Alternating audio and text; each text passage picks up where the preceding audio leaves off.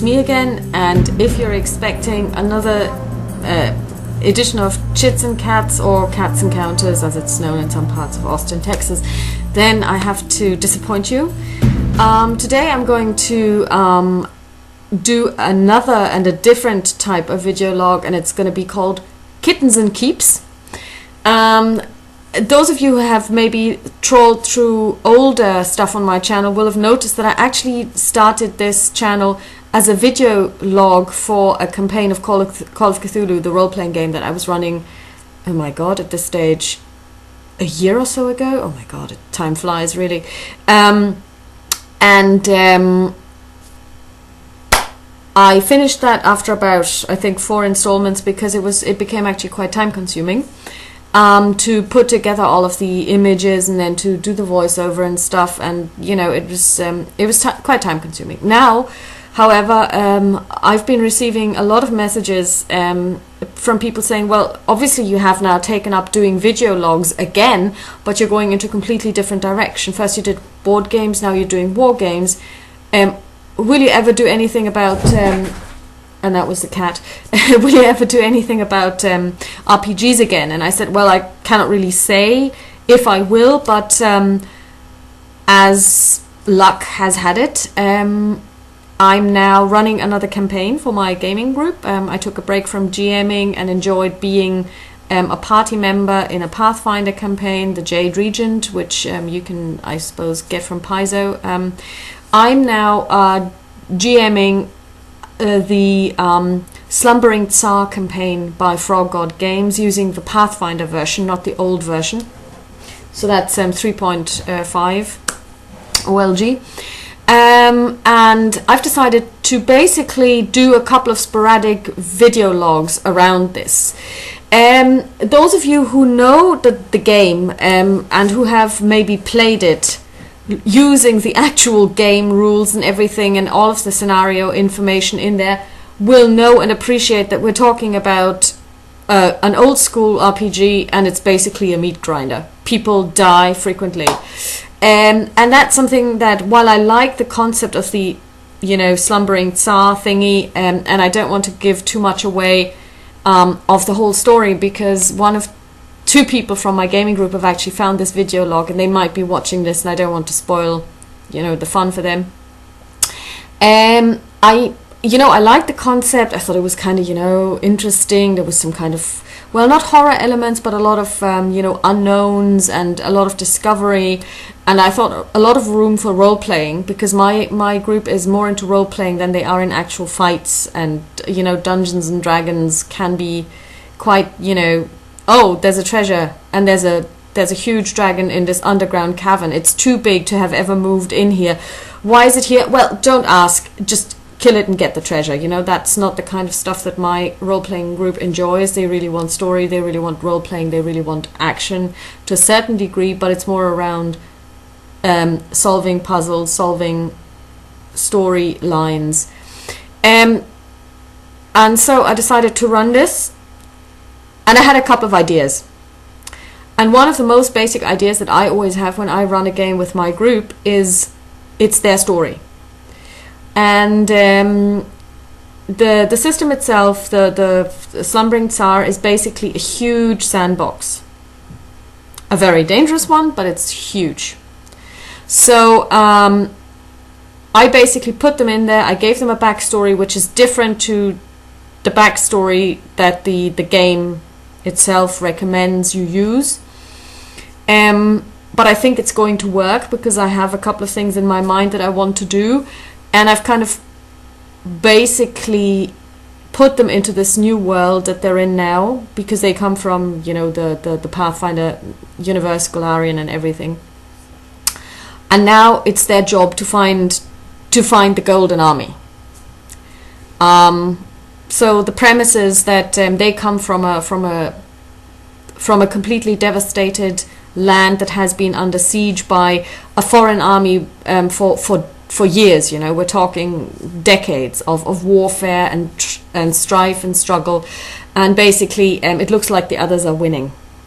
So this is a last-ditch effort to save their homeland, and they have been teleported into this place we don't know where it is, we don't know when it is, to summon something that is called the Army of Light, which was led by a warrior so powerful and so bright that he burned everyone who opposed him. And it's their mission to find this warrior and his Army of Light and to summon them to help their homeland. So that's basically the premise. That's why they're there. So over the last, I think, 3 sessions, or has it been 4 actually? I think it was probably even 4 sessions that we've played.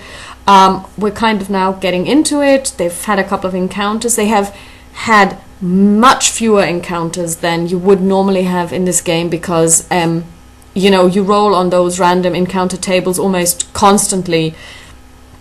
And, people die left, right, and center. Having said this, I did kill one of the characters in the second session.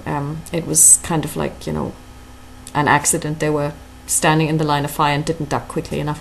But we resurrected her, and there are fate points, and I have 3 fate points for the team, and for the party, and they can then resurrect and come back without any penalties using the resurrection spell. So they don't lose any levels. But basically they've used up one of those, so 2 more, and then they will have to take the consequences of a real resurrection. I have now kind of realized a lot about how the characters want to proceed in the story and what they are like. So now I'm going to start changing my plans to fit what the characters want to do and what the characters feel like doing. To also make sure that they have a good time, that we achieve a couple of my objectives, which I'm not going to disclose now, but which I will reveal over the course of this video log if I continue with it. And so what they have done so far, for those of you who have the RPG at hand and want to check up on it, they have encountered the Hanged Man in the camp. They have encountered Gurg, although that encounter went completely differently because I just didn't like the way it was done in the book. They have been to the tomb, but have only entered the first chamber because then somebody died, so they withdrew. They have found the Reclaimers, and they have managed to kill the Stickman and the carnivorous tree. Now I'm going to deviate from what happens in the book, and I'm going to plant the first piece of the jigsaw at this point in the reclaimed countryside, and I'm then going to give them a possibility of exploring the desolation more while making meaningful discoveries, and to try and develop the story from there. Because the one thing that there are 2 things that I don't like about the game. Number 1, like I said, it's a meat grinder, and unless you're really, really, really into rolling dice and killing, everything that lives under this sun of this very, very hot desolation, it's very boring. It's not for my group. And secondly, there are quite a lot of elements where you just basically walk around and you encounter something, or you come to a place and you encounter something again, and it's dangerous and you nearly die. But it doesn't really contribute to the story very much, and that's what I don't like. I think that any encounter that you have should be meaningful, because although it's a role-playing game, and of course, yes, it is about Dungeons and Dragons, and yes, you are about looting, you are about finding treasure, and combat is an important element. It's not The Sims after all. I kind of dislike this, I'm just in here to fight stuff, because then you don't need any character background, you don't need any character development. You can just basically get out little miniatures and have it out on a little grid, which, by the way, we don't do, although I would really love to use a battle mat, but they won't let me. okay, that's the wargamer in me coming out. You know, I want to see the grid, and I want to move the little guys around and say, oh yeah, now you're flanking and blah blah blah, and what's your strategy to attack this huge monster? But like I said, they won't let me, but that's fine. So this is the first and very brief discussion of what we're doing so far. I'm probably going to update this every so often, not every week, because it's just going to take too much time, and I have much more time invested in my wargaming, which is much more important to me in terms of, you know, keeping the video logs up to date, making sure that I contribute to the big board gaming blog, and also doing my Vietnam stuff, which I'm doing at the moment. But probably maybe in about 4 weeks' time, I'll give you an update on how we have been doing. And then I will also be a little able to disclose a little more about the story, because the first big revelation will happen tomorrow evening when we have the next session. And I don't really want to discuss it now, because this is going to go up in 5 minutes, and I know that some of the guys may be seeing this, and I don't want to spoil the fun for them. Okay, so that's it from Keeps and Kittens, or Kittens and Keeps, and yeah, keep gaming.